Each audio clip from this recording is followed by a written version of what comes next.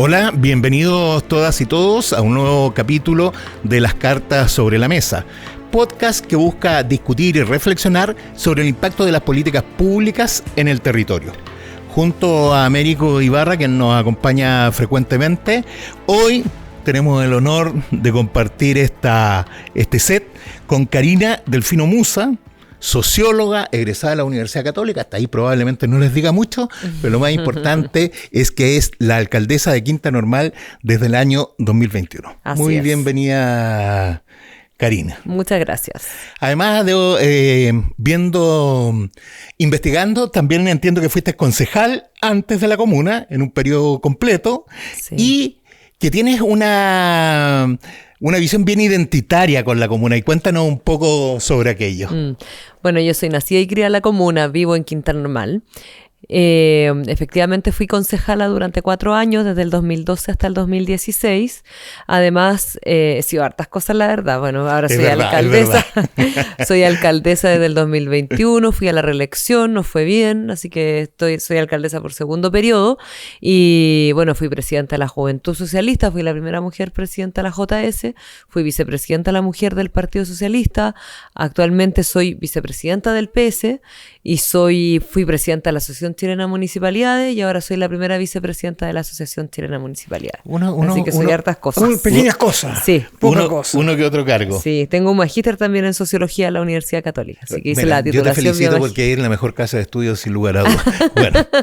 Bueno, también lo dice que él es de la Católica, él tiene un puro defecto, le gusta la Unión Española. Pero me gusta la U. A él le gusta la Unión Española, que es un equipo... Oye, partamos por los temas generales para quienes nos ven y no saben mucho de Quinta Normal. Hablemos un poco más que de los orígenes, como de la historia, porque reconozcamos que es una comuna que tiene un nombre raro, ¿cierto? Claro. Y de verdad no evoca a nada concreto para mucha gente. Salvo que es una quinta. Sí, claro. Bueno, el origen del nombre de la comuna lo tiene en el Parque Quinta Normal, que paradójicamente el parque no es de la comuna de Quinta Normal, sino que pertenece a la comuna de Santiago. El Parque Quinta Normal es el primer parque urbano que se planifica de Latinoamérica y es un parque que además trae varias especies arbóreas de otros lugares para poder hacer que en el fondo como que florezcan y puedan como comenzar a crecer en el parque Quinta Normal. ¿Y por qué se llama Quinta Normal? Porque era una quinta normal de agricultura de la Universidad de Chile. Entonces lleva el nombre de Quinta Normal precisamente por ser como la normal de profesores que en algún minuto era, sí, esta claro. era una normal de agricultura. Y quinta porque en algún minuto se supone que se pagaba un impuesto que era un quintil, entonces era la quinta normal. Bueno, eso fue hace muchos años. Y a propósito del Parque Quinta Normal, adquiere el nombre la Comuna Quinta Normal, que tiene sus primeras orígenes en la comuna de Yungay y una parte de Quinta Normal que era la comuna de Barranca. Bueno, nosotros ya cumplimos 110 años, así que es una comuna bastante añosa, con harta historia, con harto patrimonio material e inmaterial y que se ha construido en torno a varias industrias y también a sectores bien mixtos en la comuna. Desde el punto de vista general, aparte de la situación, obviamente que colinda con 4 comunas, si no me equivoco, y me gustaría en términos generales como que nos pudieras describir cuál es la relación con tus alcaldes vecinos o con los municipios vecinos, y también algunas palabras sobre el tema de la composición de tu consejo municipal, no en términos políticos, a lo que me refiero es si es fácil o no es fácil trabajar con ellos, si son facilitadores o no del trabajo. Sí, yo creo que en general como partir diciendo que el tema municipalista es bien transversal, porque al final uno en general se tiende a llevar bien independiente del color político. Al final estamos todo el día haciendo gestión, o sea, entre proyectos grandes como sacar adelante un CEFAM, algún proyecto de regeneración urbana, no sé, nos adjudicamos recién, por ejemplo, un proyecto para hacer de nuevo una calle que tiene una inversión de 4.500 millones de pesos del gobierno regional.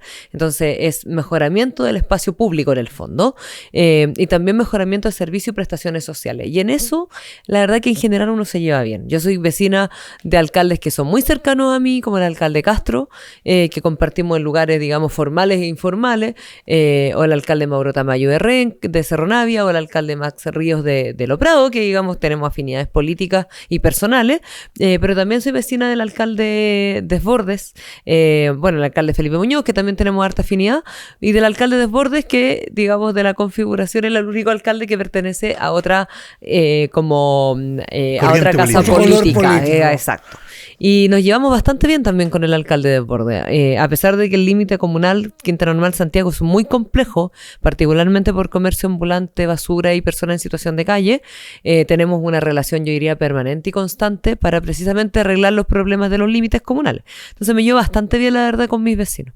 Y el Consejo Municipal es parecido. Yo diría que nunca me han rechazado, nunca en realidad nos han rechazado algún proyecto, ninguna votación, salvo algunas abstenciones, a veces que es legítimo porque tienen algunas como temas pendientes, observaciones de lo que se vota. En general es un consejo súper colaborador, es un consejo muy dialogante, y si bien estamos compuestos 4 y 4, por decirlo de alguna manera, es mitad y mitad, tenemos un súper buen diálogo permanente. Y en la relación con quiero situar dónde estamos, por eso esta pregunta. Y la relación en estos 8 años, por ejemplo, con el gobierno regional y con el gobierno central, ¿cómo la calificarías? Sí, bueno, en el caso del gobierno regional hay una súper buena relación, principalmente porque se tratan de proyectos de inversión. En el mismo sentido, nunca hemos presentado un proyecto de inversión que ha sido rechazado, y en particular en nuestra gestión primera, digamos, nuestro primer periodo, el gobernador Claudio Rego tomó una decisión con Quintana Normal que fue la única comuna de la región metropolitana invertir en colegios, en reparación de escuelas. O sea, el gobierno regional había decidido no invertir en educación, y en Quintana Normal hizo una excepción por el estado en que estaban nuestras escuelas, y se invirtieron más de 3.000 millones de pesos en poder reparar escuelas. Y de ahí en adelante, la verdad que ha venido una cartera de inversiones bien importante. Nos adjudicamos nuevos buses eléctricos, más de 1.000 millones de pesos en inversión, y ahora, recientemente este año 2025, 2 proyectos grandes. Uno, la repavimentación de toda la calzada de la calle Salvador Gutiérrez, que son más de 4 kilómetros de reparación en hormigón, más de 4.500 millones de pesos, y la construcción de un nuevo CEFAM, que son más de 11.000 millones, casi 12.000 millones de pesos de inversión financiados por el gobierno regional. Es un 25% de tu presupuesto. Exactamente. Y eso apoyado de manera unánime por parte del Consejo Regional.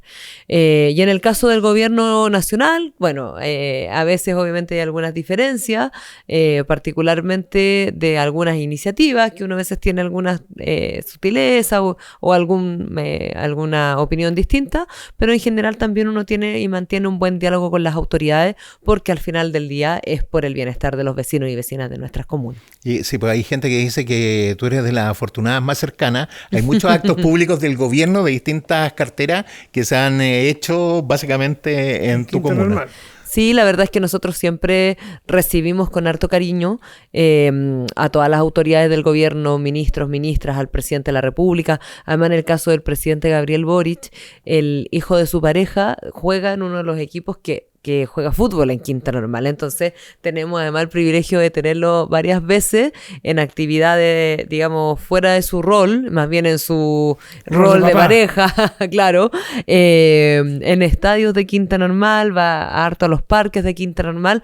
Entonces tenemos una relación cercana en ese sentido, y no, o sea, para nosotros es importante tener ese buen diálogo en general con todas las autoridades. Alcaldesa, partamos con la dinámica de juego de este programa. Usted tiene unas cartas, yo le pediría que seleccionara un tema y a ver cómo lo empieza ahí. Yo le propongo que la elija al azar como una especie de tarot. Vamos viendo la suerte. Presupuesto anual me salió. Mira, temas complejos al tiro. ¿Qué nos puede decir? Bueno, justo ayer se aprobó el presupuesto para el año 2026 en el Consejo Municipal. También se aprobó por unanimidad. Es un presupuesto que crece del orden del 8% del año 2025 al 2026. Esto significa un presupuesto total de cerca de 60.000 millones de pesos. Cuando nosotros llegamos era un presupuesto cercano como a los 30.000 millones de pesos. O sea, hemos aumentado al doble, y en particular en ingresos permanentes como cerca cerca de 20.000 millones de pesos en 4 años. Cuando nosotros llegamos era una situación financiera bien compleja de la municipalidad y la corporación, 15.000 millones de déficit nosotros estimamos, teníamos algunos bienes inmuebles embargados, o sea, no habían embargado un estadio, un centro cultural, el lugar donde funciona Bomberos, que también es municipal, y con harto esfuerzo hemos salido de deudas y también invirtiendo en el espacio público. Por ejemplo, ese crecimiento que has tenido en ingreso permanente, ¿a qué se debe? A varias cosas, particularmente en cobranza. Había mucha patente sin cobrar, que iniciamos cobranzas de distintas maneras, yendo a visitar a las empresas que estaban debiendo, con cartas, hicimos un PMG para cobrar de todo, digamos, publicidad, derechos de aseo, cobranzas por parte de las empresas, con los funcionarios saliendo todos a la calle, porque a veces los planes de mejoramiento institucional, de gestión, en el caso de los PMG, que se demuestran un bono, digamos, al final son PMGs que uno lo hace como en el papel. En el caso nuestro siempre nos proponemos PMGs que puedan servir finalmente a la institución, y en los 2 primeros años fueron referentes netamente a temas de cobranza. Y bueno, también fuimos parte de la tramitación. ¿Con éxito, perdón? Con éxito, claro, 20.000 millones, harto. Y además, en el caso de eso de los PMG y también de las patentes provisorias, nosotros fuimos la comuna más activa, yo diría, en la tramitación de una ley que las patentes provisorias no duraran 1 año, sino que duraran hasta 3 años. ¿Y esto por qué? Porque en 1 año las patentes no alcanzaban a regularizarse. Entonces, claro, muchas de ellas seguían funcionando sin pagar patente a la municipalidad, porque generan empleo, porque la verdad no generaban ningún problema en la comunidad, salvo que no podían regularizarse o por los planos de agua o electricidad o por obras. Sí, te hago la pregunta específica con el ingreso permanente, alcaldesa, porque yo entiendo que hay una gestión de cobro, me parece muy bien, pero al mismo tiempo la posibilidad de crecer tiene que ver con crecimiento económico y productivo, ¿no? Con actividades que generen renta. Exacto. Y ahí hay 2 vías, o son patentes o son contribuciones. Y ambas hicimos. Porque además las contribuciones se va un porcentaje importante al Fondo Común Municipal, pero otro porcentaje importante queda a la comuna. Y en ese caso nosotros hicimos ambas. O sea, fortalecer la oficina de Servicio de Impuestos Internos local, porque tenemos un convenio con Servicio de Impuestos Internos, y los funcionarios que son de la municipalidad les fortalecimos su función, asignando vehículos que fueran a medir predios, etcétera. Y además, en el caso de ingresos permanentes asociados a patentes comerciales, la cobranza y la promoción de que se abrieran emprendimientos y patentes comerciales en Quintana Normal. Nuevos desarrollos productivos. Exactamente. Pero ustedes reciben aportes del Fondo Común Municipal, ¿no? Claro, recibimos aportes del Fondo Común Municipal, son del orden como de los 10.000 millones de pesos. 12.000 el año 2024. Sí, 10.000, 12.000 iba a decir, así que bueno, qué bueno que lo tenga, pero la cifra más exacta que yo.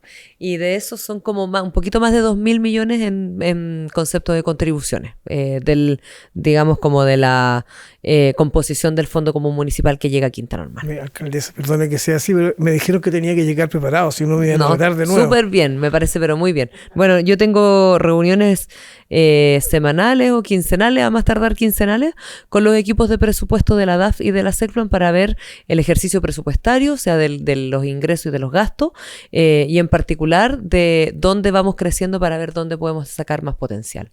Y ahí hay de todo, o sea, licencias de conducir, permisos de circulación, contribuciones, porque si bien se va un poco al Fondo Común Municipal, se queda patentes comerciales, patentes de, como yo les decía, patentes transitorias. Entonces, no, hay harta oportunidad de crecer en parte, o sea, por parte de los municipios. ¿Cuántos de esos 60.000 millones de pesos vienen de transferencia del gobierno regional para proyectos de inversión? De esos 60.000 millones que son ahora, deben ser del orden de unos 15.000 millones de pesos de inversión del gobierno regional. Y respecto del tema del ejercicio presupuestario, no sé técnicamente cómo se llama, ¿cómo terminamos a diciembre la ejecución presupuestaria? No, nosotros, bueno, al principio como nos empezaron a llegar hartos ingresos, también la ejecución presupuestaria se hace más difícil, pero nos propusimos el año pasado en ejecutar al 100% este año, y estamos terminando el año, o sea, ejecutando todos los recursos. Nos va a quedar probablemente un remanente, principalmente con deudas que hay que pagar que vienen de del año 2025, deudas normales, digamos, que se pagan durante el mes de enero y febrero, pero es más bien un ejercicio presupuestario que es sano y que tiene superávit. Y en el caso particular de la dirección de control, que es una dirección que depende de la Contraloría, que de hecho los funcionarios que están ahí no son de confianza mío, no son de confianza de los alcaldes y alcaldesas, su último informe trimestral daba cuenta de que hay un equilibrio presupuestario y que hay un superávit y que además las finanzas del municipio están sanas. Eso es vital, porque cuando hablamos de presupuesto, de montos, después hablamos de ejecución, pero también tenemos que hablar de fiscalización de los recursos, y es tan relevante como lo anterior, digamos. No, y ahí hay harta fiscalización, los municipios tenemos harta fiscalización, o sea, si uno se lo propone en serio, digamos. La Contraloría, por cierto, la propia Dirección de Control, que tiene un plan anual de auditorías que se aprueba por la gestión municipal, y también los propios concejales y concejalas que son parte del Consejo Municipal. Muy bien. Pasemos a la siguiente carta. Me tocó difícil la primera. No, entretenida. Educación, chuda. Bueno, ahí tenemos algunos. No hay ningún tema fácil. No hay ningún tema fácil, así me estoy dando cuenta. Ahí tenemos algunos datos. Entiendo que son como cerca de 20 los establecimientos educacionales 20, que tiene 19, la comuna. Sí. Que se dividen en liceo, escuelas y entiendo que jardines infantiles. Claro, sí. Desde el punto de vista de la cobertura, ¿es suficiente? Y desde el punto de vista de la calidad de la infraestructura, ¿es suficiente? Mira, en términos de la infraestructura, para empezar por lo más complejo, cuando nosotros llegamos había una infraestructura bastante deficitaria. Y gracias, a los propios proyectos que levantamos nosotros como municipalidad, y además con los proyectos, con el apoyo de la comunidad e inversión externa, pudimos articular recursos por más de 6.000 millones de pesos en infraestructura. Se nos quemó una escuela 3 veces, por ejemplo, entonces ahí gestionamos recursos de casi 1.000 millones de pesos con el Ministerio de Educación para hacer todo el sistema eléctrico de nuevo, arreglar baños, etcétera. Y en particular tenemos un gran dolor porque tenemos una escuela que se cayó para el terremoto y no la hemos podido reconstruir. Y yo diría que ese es el gran dolor de infraestructura de la Municipalidad de Quintana Normal. Nos estamos traspasando al SLEP, entonces ya en enero comienza a funcionar el Servicio Local de Educación ya en plenitud, los colegios se traspasan al Servicio Local de Educación, y en el caso de cobertura, yo diría que ahí el gran problema es la educación más bien preescolar, o sea, en jardines infantiles y salas cunas, siempre hay lista de espera de los niños y niñas, y ahora, que una buena noticia, se está construyendo un nuevo jardín infantil, que es el Jardín Infantil Ternura, que va a tener casi 100 niños y niñas en edad preescolar. Ahí hay un tema complejo, porque el planteamiento que tú haces tiene que ver con infraestructura. Pero voy a ir a la lógica filosófica, ¿no? Cobertura versus calidad. Tú llevas 6 años, vas a cumplir 6 años como alcaldesa. La pregunta entonces, ¿cómo se enfrenta el problema de la calidad y la superación de brechas en educación? Eso es importante también, porque yo creo que la infraestructura es necesaria para los aprendizajes. O sea, un niño o niña que pasa frío, que no tiene el baño bueno, que se llueve en la sala de clase, por cierto que le va a costar más el aprendizaje. O sea, no tengo dudas. En eso, por ejemplo, nosotros teníamos escuela que tenían malo el alcantarillado, se subía al alcantarillado con todo lo que eso conlleva en términos sanitarios, y teníamos que suspender clases, lo que significa la suspensión de clases para un niño y niña que no puede estudiar en una escuela. En términos de retroceso del aprendizaje. Entonces yo diría ahí lo primero es, en términos de infraestructura, creo que Chile está al debe todavía en infraestructura escolar. O sea, hay que dar un debate de cómo invertimos más y mejores recursos en que los niños tengan al menos los baños buenos, los techos buenos, y obviamente sus salas de clase no se lluevan. Yo diría eso es lo básico. Y luego de eso es lo que pasa en el aula. Y ahí nosotros hemos, que buena noticia, ido subiendo constantemente en pruebas de CIMSE. Particularmente en enseñanza básica hemos tenido crecimiento importante. En una escuela subieron 50 puntos, por ejemplo, en el caso de lenguaje y matemática. Pero lo que yo diría es que si bien nosotros hemos subido en CIMSE, todavía está pendiente la educación media, que subimos menos, digamos, y la prueba de selección universitaria, la PAES. O sea, ahí también tenemos algunas brechas importantes. Entonces todavía yo diría como hay reflexiones que dar, hay trabajo que hacer, particularmente en cerrar brechas en términos del CIMSE, pero particularmente en términos de las pruebas que dan el acceso a la universidad. Esa brecha, alcaldesa, pueden tener distintas fuentes, ¿no? Pero es un problema que no han podido convivir la relación familia, estudiante y profesor. Hay un problema de dirección. ¿Cuál es su diagnóstico? Y yo diría que hay varias cosas. El tema de convivencia, salud mental, es un tema que está bastante, yo diría, como invisibilizado y es un problema que hoy día existe en las escuelas, particularmente en la enseñanza media. En segundo lugar, diría yo, hay cortes en el aprendizaje, porque nosotros tenemos escuelas de excelente calidad, o sea, de excelencia académica, de escuelas básicas, que están casi en el tope, llegaron a 320 puntos, por ejemplo, en el caso del CIMSE, lenguaje y matemática este año, pero tienen solo hasta octavo. Entonces, una también de las reflexiones del sistema educativo es qué pasa con esos niños que todos se disgregan, digamos, y se van a buscar liceos que solamente están desde primero o cuarto medio. Entonces, también hay una reflexión en el sistema educacional en su conjunto de cómo hacemos la continuidad finalmente como de esos niños en la educación. Y lo siguiente es qué pasa con los propios aprendizajes del aula, o sea, de segregación escolar, que son niños y niñas que vienen con mochilas pesadas a las salas de clase. Yo creo que hoy día no es solamente la educación un lugar donde se va a enseñar y se va a aprender, sino que también muchos de esos jóvenes vienen con problemas de la casa, de violencia intrafamiliar, de segregación de sus propios barrios, de bullying.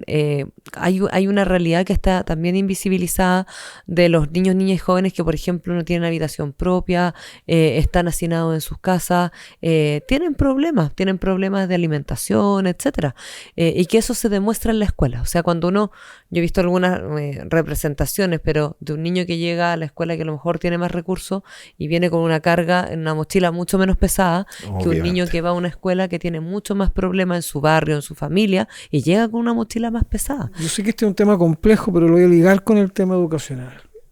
¿Les ha afectado a usted como comuna el crecimiento de la población migrante, sobre todo en el tema educacional? Mira, para bien y para mal diría yo, porque voy a empezar por lo más complejo.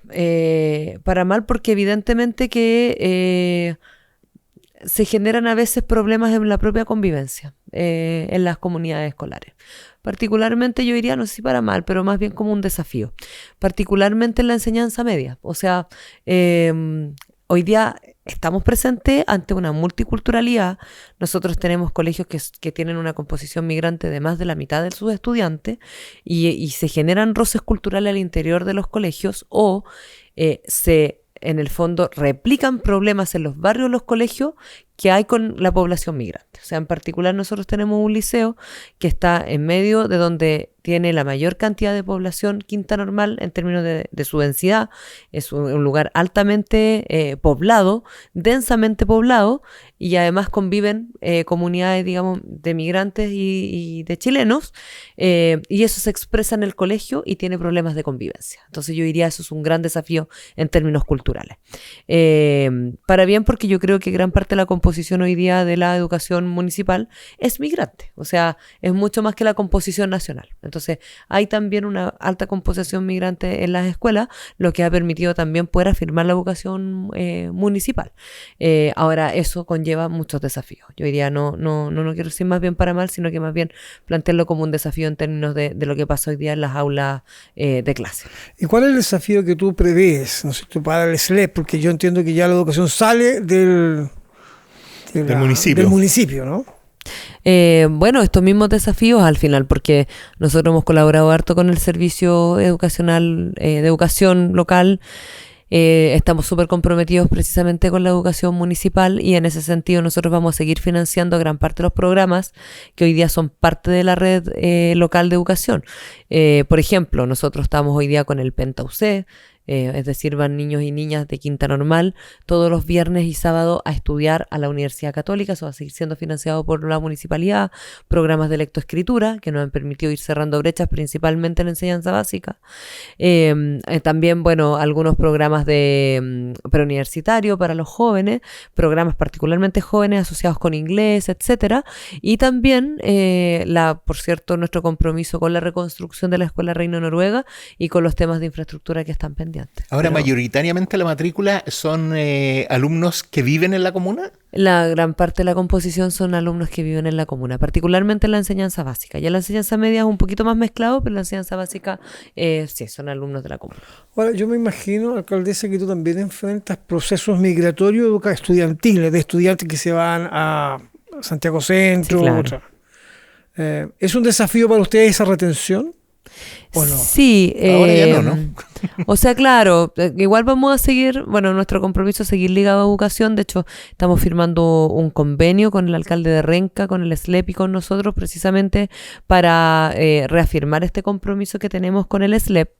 En particular, yo creo que ahí la oferta tiene que ser más interesante o fortalecerla en términos de la educación técnico-profesional, pero también científico-humanista. Nosotros hoy día tenemos solamente un colegio que tiene una oferta científico-humanista, entonces evidentemente que hay una gran cantidad de niños, niñas jóvenes que buscan otra oferta científico-humanista fuera de la comuna. No alcanza a retener, digamos, el liceo a todos a quienes están buscando una alternativa científico-humanista. Pero hay grandes desafíos. Yo creo que ahí lo importante es colaborar, trabajar juntos, pensando en los niños, niñas y jóvenes de la comuna. Independiente del traspaso al SLEP, y dado tu compromiso evidente, porque no dijimos algo con el tema de la educación pública, y que tú eres hija de la educación pública, me parece muy sensato el tema como de no olvidarse de la tarea y asumirla con propiedad y sobre todo con los alcaldes vecinos, digamos. Sí, bueno, es que al final los límites comunales son eso, son límites comunales, pero en la convivencia uno traspasa esos límites comunales. O sea, no es que, yo lo decía a propósito de los términos de seguridad, pero también en términos educativos, no es que uno cruce Matucana viniendo a Santiago y alguien diga, oh no, yo no voy a pasar porque es Quinta Normal. O sea, al final estamos en un mundo que es conectado, estamos en la ciudad, en la región metropolitana gigante. Si uno mira como, no sé, el mismo tránsito como en Matucana, Neptuno, o sea, en el fondo es zona urbana, como alguien que viene de afuera, solamente lo que espera es que no le pase nada en ese lugar, o sea, que esté bonito, que esté limpio, etcétera. Entonces hay que coordinarse precisamente con todos los alcaldes y alcaldesas, al menos de los que uno es vecino, digamos, para que precisamente estemos todos mejor. O sea, al final esto es para trabajar por un bien superior de los vecinos y vecinas de nuestras comunas. Por una convicción también que es finalmente lo que uno cree, ¿no? Que la educación pública debiera ser la más relevante, debiera ser la de mejor calidad también. Sí, yo creo que ahí es importante como seguir dando la discusión, la reflexión, pensar yo digamos, tener un debate más bien de altura de mira o una reflexión de altura de mira, de que lo que debemos hacer es que precisamente trabajemos para que los niños y niñas y la educación pública sea la mejor. La educación pública genera movilidad, genera oportunidades, genera bienestar social, genera cohesión social, genera integración social. Yo soy hija de la educación pública, o sea, todo lo que hoy día puedo hacer es a propósito y gracias a la educación pública, que me eduqué en una escuela, a que pude obtener herramientas, habilidades, a que obtuve conocimiento, a que pude ingresar a la universidad, a que en realidad hoy día soy alcaldesa. Y yo, bueno, estuve en la escuela E307 República de la India de la comuna de Quinta Normal y en el Liceo 1 de la comuna de Santiago, pero educación pública, y si probablemente no hubiese estudiado en esos lugares, no sería lo que soy. Entonces, bueno, además mi mamá es profe de una escuela pública, mi abuelita fue profesora normalista de una escuela pública también, mi tía es profesora de una escuela pública, entonces alcaldesa, me liga mucho como a la educación, mi vida personal. Sí, pero creo que eso cambia el foco entonces del propio municipio, porque si bien es cierto te desprendes, entre comillas, ¿no es cierto?, de la situación educacional, y tú lo señalaste, tienes un problema en los barrios, ¿no? Tienes un problema que tienes que enfrentar entonces como municipio, ya no en el establecimiento, sino que en la convivencia del barrio. Exacto. ¿Es así o estoy en...? No, claro, pues, o sea, varios de los problemas que hay en los barrios se expresan en las escuelas. Yo lo decía en particular con una escuela que tenemos, un colegio, pero otros problemas también, o sea... al final en las escuelas hay expresión de lo que pasa en la sociedad. No ocurre solo en Chile, ocurre en cualquier país del mundo, fundamentalmente hoy con los temas religiosos en cualquier colegio de Europa. Los invito brevemente, vamos a hacer una pausa y ya regresamos.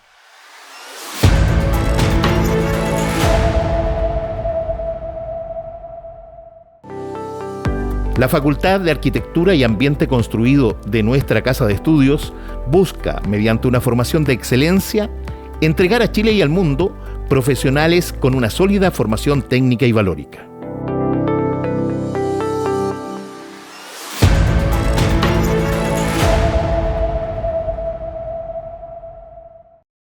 Volvemos de regreso en este capítulo de las cartas sobre la mesa, conversando con la alcaldesa de Quinta Normal, Karina Delfino, a quien le vamos a pedir que inmediatamente saque la próxima carta de esta especie de tarot cultural que tenemos aquí. Está bueno. Seguridad. Perfecto.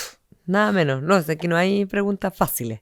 Vamos por el tema, ¿cómo lo abordas tú? Si está bien abordarlo solo desde el punto de vista delictual o si la seguridad involucra otras aristas. Bueno, evidentemente que es importante desde el punto de vista de persecución penal, o sea, perseguir los delitos, desde el punto de vista de fortalecer la inteligencia policial particularmente para desbaratar bandas, etcétera, pero también creo que es importante poder abordarlo desde el punto de vista preventivo. Es lo que hace las sociedades sostenibles en el tiempo, y ahí quería comentar sobre un proyecto que tenemos con la Municipalidad de Renca y Maipú. Se llama Trama, es un proyecto que articulamos con recursos de Open Society, que es una fundación extranjera filantrópica, y que vamos a traer un modelo exitoso, que es un modelo sueco que lleva 40 años que en Suecia, que es el modelo Freychuset, que bueno, trabaja particularmente con niños, niñas, jóvenes y adolescentes, y de lo que se trata es, con una metodología específica basada en las emociones y en la confianza de los jóvenes, de generar tal tipo de oferta pública de que los jóvenes decidan ir al centro juvenil y no estar en la plaza o en el espacio público. Vamos a implementar 3 centros juveniles, uno en cada una de nuestras comunas, con una oferta pública programática dirigida a jóvenes que en el fondo sientan que esa es su casa. Bueno, Freychuset es un frigorífico en Suecia que se digamos, transformó, y que hoy día ofrece de todo, pues skate park, bueno, talleres artísticos, deportivos, etcétera. Pero en el caso de nosotros, vamos obviamente como a adecuarlo a la realidad chilena, y la idea principal es que haya oferta pública para jóvenes y que decidan estar ahí y no al acecho del crimen organizado. Eso en el ámbito de la prevención, pero ahora vamos a lo más como pseudopolicial o la tarea específica municipal en el área. Sí, bueno, ahí nosotros... A los temas de seguridad ciudadana. Sí. A propósito de la modificación de la ley de seguridad municipal. Sí, eso iba a decir. Bueno, nosotros tenemos un rol preventivo, por eso hemos estado trabajando como harto por ese lado, pero a propósito de la ley de seguridad municipal, que es una súper buena noticia, reconoce el rol de los funcionarios y funcionarias en materia de seguridad pública.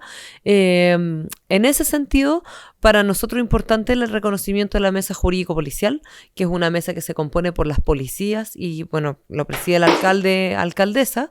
Y en ese caso nosotros lo hemos hecho por la vía de los hechos, la verdad, porque conformamos nuestra mesa jurídico-policial y hemos estado recuperando casas que estaban en manos de delincuentes, que estaban tomadas, que tenían incivilidades, que se cometían delitos. Y ya llevamos 11 casas recuperadas en Quinta Normal que estaban tomadas, en algunos casos por narcotráfico, bandas que en una en particular estaban, por ejemplo, los pulpos, y bueno, hemos ido desarticulando junto con las policías y recuperando esas viviendas. Yo creo que si uno habla como de todos los componentes que tiene finalmente la seguridad y cómo nosotros podemos aportar, yo creo que este es bien relevante porque otorga tranquilidad a los barrios finalmente. ¿Y las cifras? ¿Cómo le va a Quinta Normal respecto a los promedios nacionales en distintos tipos de delitos e incivilidades? Nosotros estuvimos bien complicados en algún minuto. Llegamos a tener cerca de 20 homicidios, 17 homicidios en el año 2022, que fue mucho, la verdad, porque Quinta Normal siempre había tenido 2, 4 homicidios al año. Ser una comuna en general tranquila hace 10 años, que además los vecinos también lo dicen, que es una comuna súper tranquila. Pasaba bastante poco, debo decir, en términos de comisión de delito, y claro, 10 años después, que hay, bueno, que hartas cosas que pasan en el día a día, pero además la comisión de delitos de homicidio, que es lo peor que le puede pasar como a un barrio. Y logramos en un trabajo bien articulado con las policías tener un homicidio en el primer semestre de este año, 2025. Yo creo que vamos a terminar con 6, 7 homicidios el año 2025, en la cifra oficial de homicidios, porque además los homicidios se contaban distintos. Entonces había una cifra de Carabineros, una PDI y una de la Fiscalía. Ahora hay un observatorio de homicidios que nos da nuestro número oficial, digamos, de comisión de homicidios en el año. Y bueno, haber tenido solamente un homicidio durante el primer semestre de 2025, la verdad que fue una buena noticia. Y en general, esto se condice con los otros tipos de delitos violentos que también han tendido a bajar. Así ¿Y que la percepción estamos de contentos. inseguridad, sin embargo, se mantiene? No, esa se mantiene alta. Y en eso, bueno, cuando llegamos habían solamente 2 vehículos de seguridad, hoy día tenemos 10. Y cuando llegamos habían solo 4 patrulleros, y hoy día son más de 40 patrulleros. Y implementamos ya hace un par de años el servicio 24/7 con un número corto de urgencias de seguridad, el 1524, que uno diría como ya son cosas como básicas, pero que Quinta Normal no tenía en comparación a otras comunas. Así que estamos, bueno, avanzando. Está bien, pero hoy día tú tienes 40 móviles o 40 funcionarios, patrulleros, sí. Pero para una población que equivale a 130.000, 136.000 habitantes.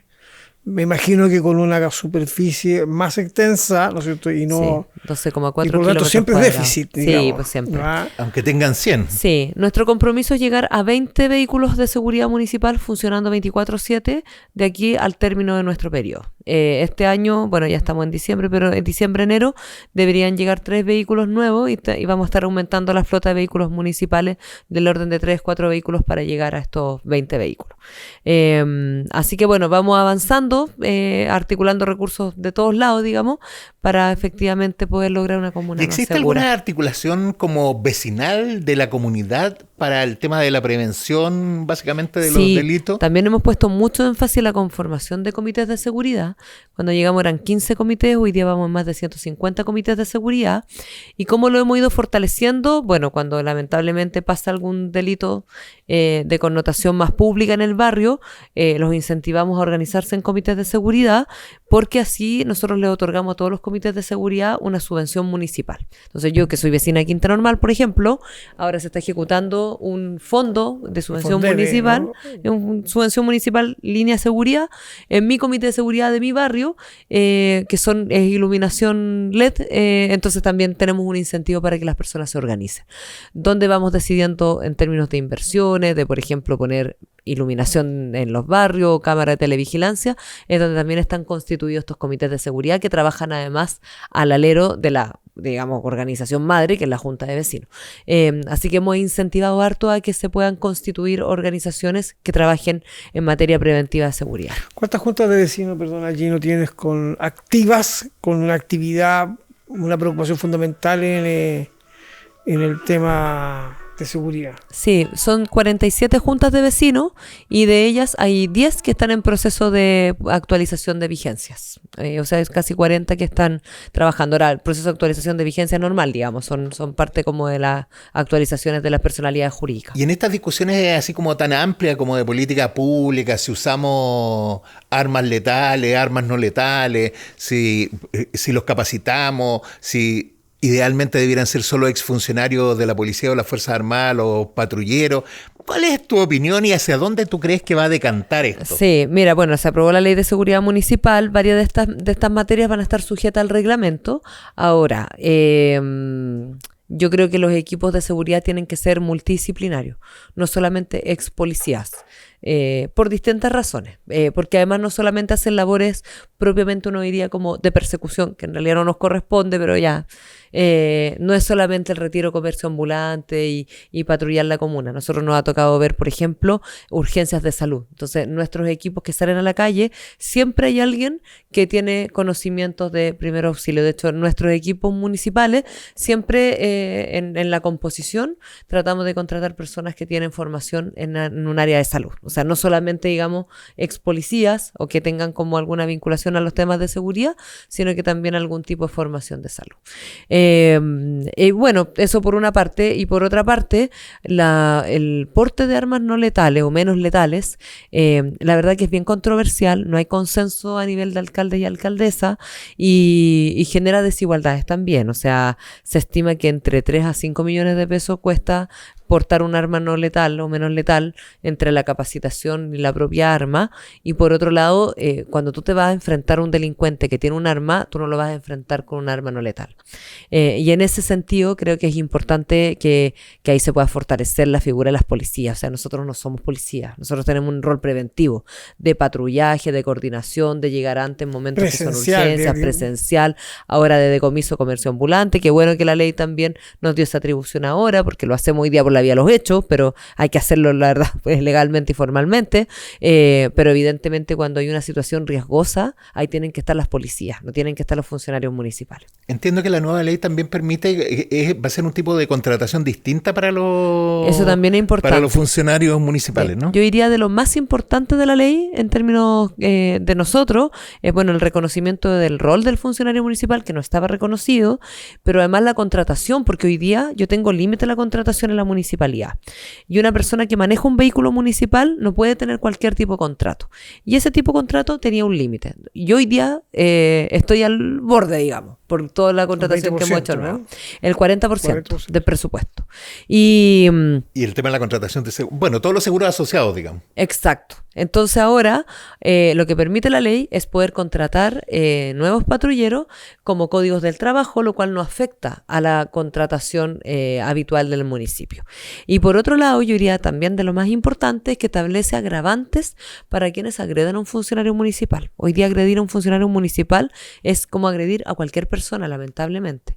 Y hoy día lo que establece la ley es precisamente un agravante para quienes agreden a un funcionario municipal. Y eso está bien, porque agredir a un funcionario obviamente que tiene que tener una pena superior, y además que no es una riña común como hoy día lamentablemente pasa, sino que más bien tiene que tener una pena distinta para quien lo hace.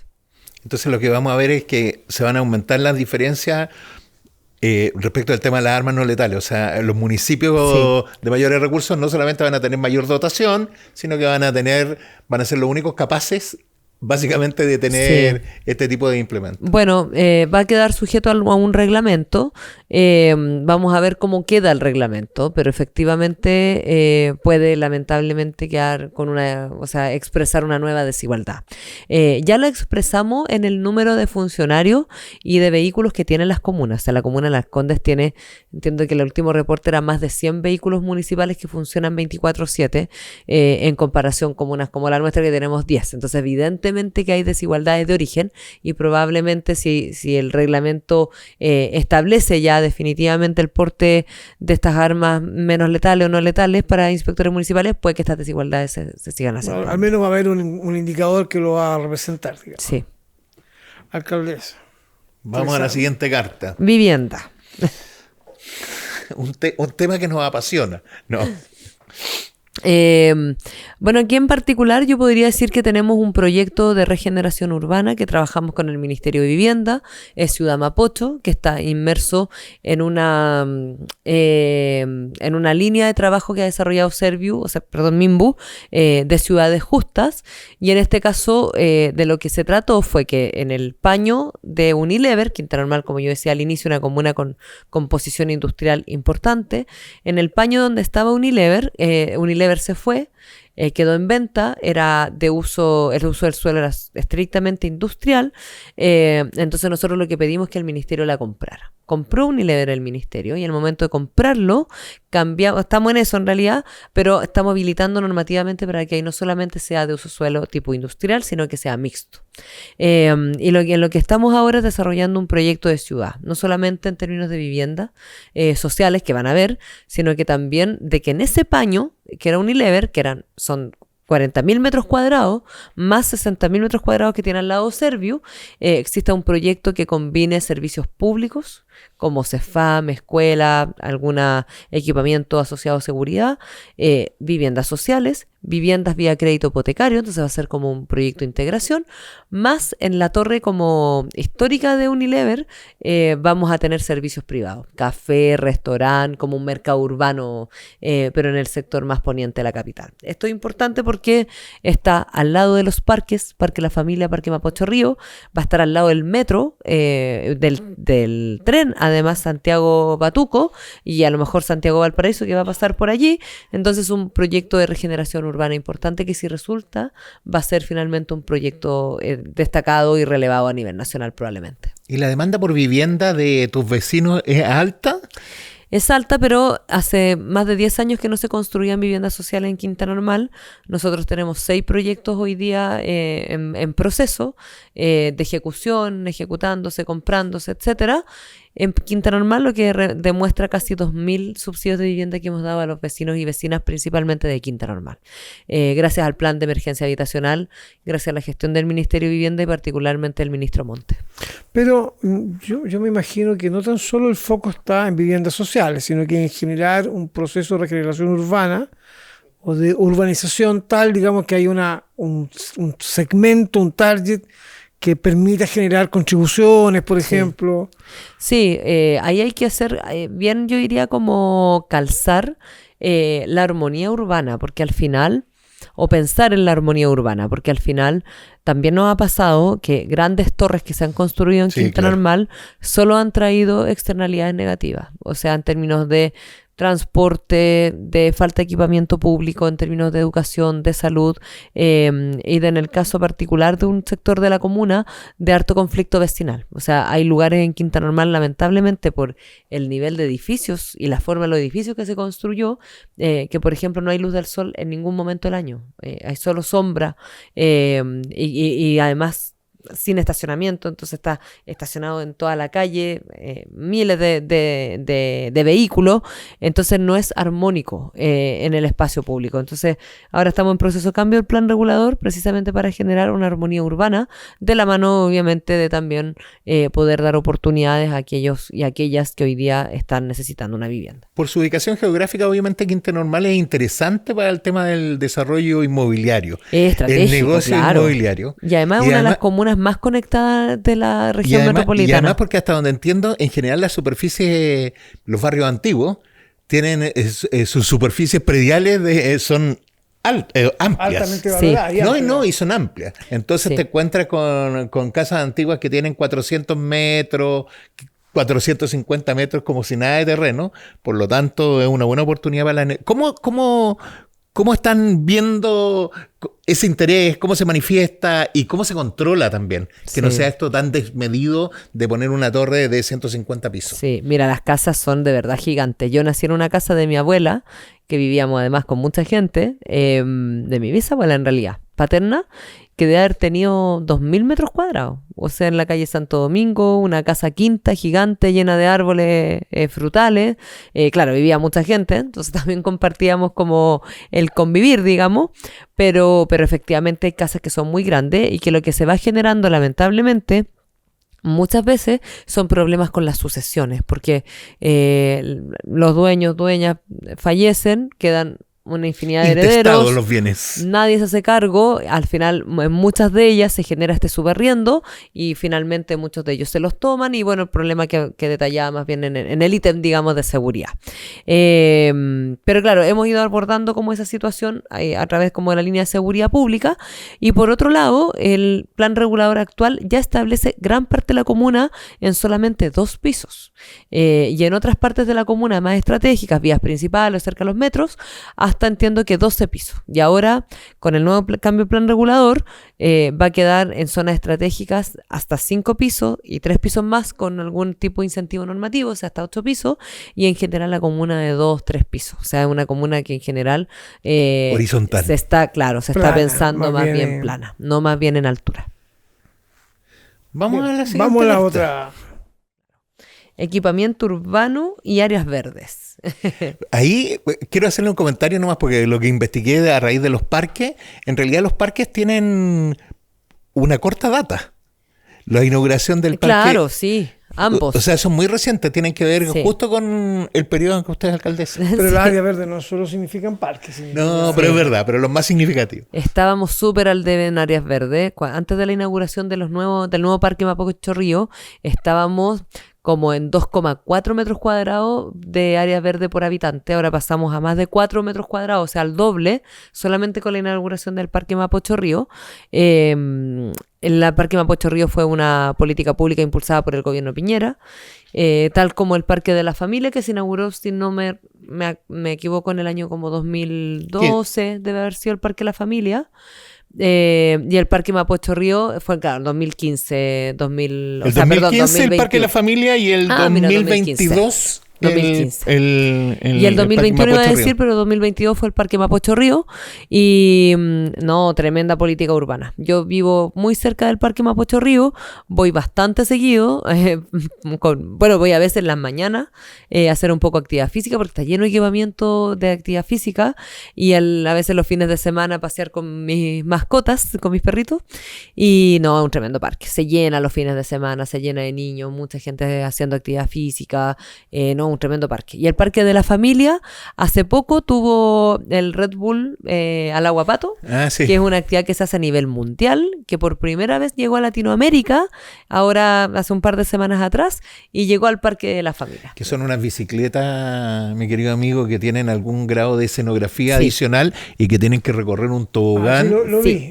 Y la mayoría se cae. Es verdad, y la mayoría... Reconozco que apenas camino. Respecto del tema de los parques, cuando yo veía, tiene como bien identificado, por lo menos desde la lectura, Quinta Normal, varios barrios, que deben ser alrededor de 18. Y también ahí aparece mencionado en internet algunos parques que yo no sé lo que son, y probablemente no sean parques de lo que estamos pensando, pero dicen el Parque Los Francos, Los Suspiros, Oscar Bonilla y el Dubois o Dubois. Mira, el Parque Los Francos está la Muni, porque en algún minuto fue un parque. Es muy bonito. Y los vecinos, claro, los vecinos se acuerdan que ahí en el parque hacían fonda, antes obviamente que estuviera la municipalidad, y en los años 80 el alcalde de la dictadura decidió que ahí estuviera la municipalidad, y ahí se construyó la municipalidad de Quinta Normal, pero era un parque. Y el Parque Dubá es el parque donde está la casona Dubá, que bueno, ahí va a haber una estación de metro además, ya en la construcción de la línea 7. Los Suspiros, Oscar Bonilla. Que esos son más bien placitas, claro, son placitas bien bonitas, pero son plazas. Pero para allá iba yo, ¿no? A propósito de esta pregunta. Yo entiendo que no es solo parque, áreas verdes, es plazas. Y cuando uno pasa por Quinta Normal, y probablemente sea sesgado mi análisis, ve poco árbol en las calles. Depende por dónde pase, dice. Bien, yo sé. Plazas, ¿no es cierto? Entonces, ¿cómo lo están enfrentando, digamos, no? Sí, bueno, es un tremendo tema, yo diría, y que cada vez va a ser más probablemente parte de la reflexión pública, porque por las olas de calor en verano, que necesitamos árboles para que puedan amortiguar el calor, pero también se asocia mucho como este arbolado urbano que a veces está maltratado a problemas de seguridad, o sea, que genera como zonas más oscuras, que está con baja iluminación, etcétera, o que la cámara como que no capta la imagen porque está este árbol sin podar. Entonces hay que hacer un sano equilibrio entre las olas de calor que enfrentamos en meses que van a ser duros, particularmente enero-febrero, y que en el fondo no tengamos problemas como en invierno, principalmente por estos árboles que tienen falta de mantención. Y bueno, y hay un montón de documentación, lo bueno que hace tener buenas y bonitas áreas verdes, o sea, en términos de la utilización del espacio público, de lo que hace para bien en términos de salud mental, de actividad física, de bienestar de la población. Entonces, en todo eso hay que hacer obviamente un equilibrio. Ahora nosotros estamos por fortalecer y potenciar precisamente las áreas verdes, embellecer las platabandas, etcétera. Ahora también hay otros estudios que indican que junto con hacer bien para la sombra son un tremendo gasto básicamente para el municipio en su mantención. Sí, no, o sea, entonces el tema la verdad poda, hay que buscar como sí, el equilibrio. Sí, el el tema equilibrio poda perfecto. es un temazo que bueno, nunca está presente como en las discusiones públicas, obviamente, pero es costoso, no hay tantas empresas que sean especialistas en esta área, el arbolado urbano está bien maltratado en general, hay varios estudios de hecho de algunas universidades. Es añoso, además. Claro, porque es añoso, y los árboles, toda la reforestación que nosotros hemos incentivado, particularmente con CONAF y con otras instituciones, cuesta hacerlo porque los arbolitos chiquititos, digamos, Sí, tampoco se necesaria, o sea, no siempre sobreviven al espacio público. Entonces hay que plantar arbolitos que estén más crecidos y que tenga alguien que se haga cargo, etcétera. Se requiere una logística, pero hay que hacerlo, o sea, hay que hacerse cargo de ese tema. Y el deterioro también la otra vez leía a raíz de los temas de Cuando se cayeron los árboles, ¿no? Sí, no, el tema de los árboles que están en las veredas por donde pasan los cables. Y ahí te quería preguntar dos cosas, Sí. porque finalmente, para que se mantengan los servicios, uno tiene que podarlos. Finalmente agarran una forma como de onda que desequilibra también el árbol y Sí. los debilita. Y por otra parte quería preguntarte si tu comuna tiene esa carencia específica del tema del cable. Una comuna Sí. que de 1915 Sí. tiene mucho tendido. Porque además, Sí. perdona, sale muy caro hacer subterráneo, digamos. No, sale carísimo el soterrado. Además, nosotros estamos con veredas nuevas por parte del gobierno regional, así que imagínate cómo soterrar todo, como caro, obviamente. Las veredas son caras. Y bueno, efectivamente, aquí también hacer un llamado a la responsabilidad de las empresas, porque en particular cuando hay árboles que están topando el cableado, eso es responsabilidad en él. Nosotros no podemos arriesgar a un trabajador a que manipule ese árbol si están enredados los cables, y eso no siempre ocurre tampoco que las empresas se hagan cargo de manera inmediata. Así que bueno, es un trabajo, yo diría, como de gestión importante. Ahora, todos nuestros proyectos, la gran mayoría de nuestros proyectos de alumbrado peatonal se hacen con soterramiento para evitar, obviamente, como esta discusión futura, pero efectivamente es un temazo. Pasemos a la Claro. carta. Le cuento que nos Salud. quedan alrededor de 4 minutos. Ah, así ya, que ya súper. estamos. No creo que tengamos oportunidad de ver alguna otra. Así que elíjala bien. Salud, nomás. salud elegí. Sí, está bien. Muy súper. bien. Bueno, salud. Siempre yo diría como en el debate público, los medios de comunicación lamentablemente se centra, y bueno, completamente con asidero y se entiende que sea así, en lo que pasa en la salud secundaria, digamos, o sea, en los hospitales, en lista de espera, etcétera. Sin embargo, creo que efectivamente lo que hace que la población esté más sana y esté mejor es la salud primaria de salud. O sea, puede generar políticas de bienestar social que puedan conversar con las políticas que nosotros tenemos, por ejemplo, en el área deportiva de actividad física. Para nosotros ha sido fundamental. Aquí hemos, aumentado el presupuesto solo este último segundo semestre en términos de actividad física en 30 millones, que esos son más de 20 talleres deportivos, y lo que están haciendo es relacionarse con salud, porque aquellas personas que tienen enfermedades de base les están, comillas, recetando o prescribiendo actividad física. Entonces los derivamos, tratamos de hacer como actividad de actividad física cerca de las casas, en las canchas que hemos estado recuperando, para que le quede súper cerquita y en el CEFAM vaya a hacer su actividad física como a este lugar. Eso por una parte, y por otro lado, hemos estado bajando, subimos con una deuda bien importante en términos de medicamentos, entonces hemos estado bajando esa deuda y bueno, yo visito bastante frecuente nuestros centros de salud familiar, precisamente para ir chequeando cuántos medicamentos faltan, qué medicamentos faltan, por qué faltan, y en toma de muestra, cuando llegamos, había como 3 meses de lista de espera, digamos, para una toma de muestra. O sea, tú llegabas con tu receta, un examen de sangre de rutina, y te daban hora para 3 meses más, y hoy día están para el mismo día. O sea, si tú llegas con tu receta, con tu orden médica, para sacarte un examen de rutina de sangre, te lo sacan el mismo día. Ahora sí tienes lista de espera en otras líneas de trabajo, ¿no? Otra especialidad. Sí, en general las listas de espera son más bien, yo diría, en el hospital, con especialidades. En términos de salud primaria, a veces tenemos algunos problemas con médicos, pero en general corre mucho más rápido. El problema es con especialidades, cardiología, dermatología, ginecología, neurología, que esas ya son más bien asociadas como al hospital público. Entendí que estaban a puertas de inaugurar un CEFAM o que construyendo. Vamos a comenzar a construir. Ah, que lo están construyendo. Sí, nos aprobaron la inversión, más de casi 12.000 millones de pesos, provenientes de recursos del gobierno regional, y estamos a puertas de ya comenzar la licitación del CEFAM. ¿Eso significa que se termina durante tu periodo o no? Sí, claro, sí, está planificado para que construyamos un nuevo CEFAM en Quinta Normal, que no se construye ninguno desde nunca, diría yo, porque los 2 CEFAM que hay son casas antiguas que que antiguos contribuyentes vecinos de Quinta Normal donaron a Quinta Normal, se hicieron CESFAM,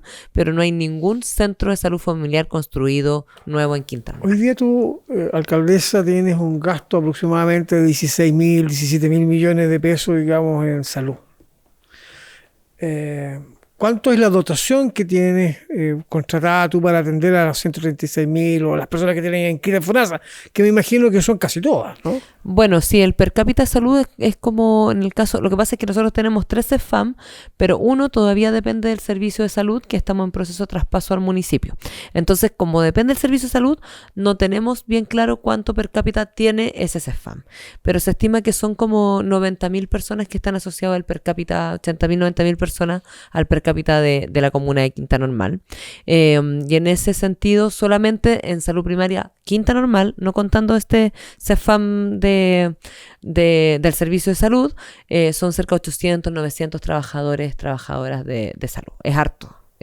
Pero también muchas veces suena harto, pero más bien son insuficientes. Sí, siempre es insuficiente. Nosotros siempre decimos, potenciamos harto, cada vez que abrimos un taller o un programa nuevo, la verdad que se llena. Y creo que ese es el camino, porque cuando las personas están controladas, o sea, una persona diabética que está controlada y bien controlada en el CESFAM, esa persona no va al hospital, se atiende en el CESFAM. Entonces, por eso es importante fortalecer la atención primaria de salud. Alcaldesa Karina Delfino, alcaldesa de Quinta Normal, junto con agradecerte tu presencia en este programa, quería preguntarte si tienes alguna última idea que quieras recalcar, sí, o algún mensaje. No, bueno, feliz de poder participar en este programa. La verdad creo que a veces al debate público le falta el aterrizaje municipal. Nosotros estamos en el día a día tratando de gestionar y resolver problemas cotidianos de las personas que son muy relevantes, y a veces uno echa de menos en el debate público que esté esta mirada concreta, territorial, de gestión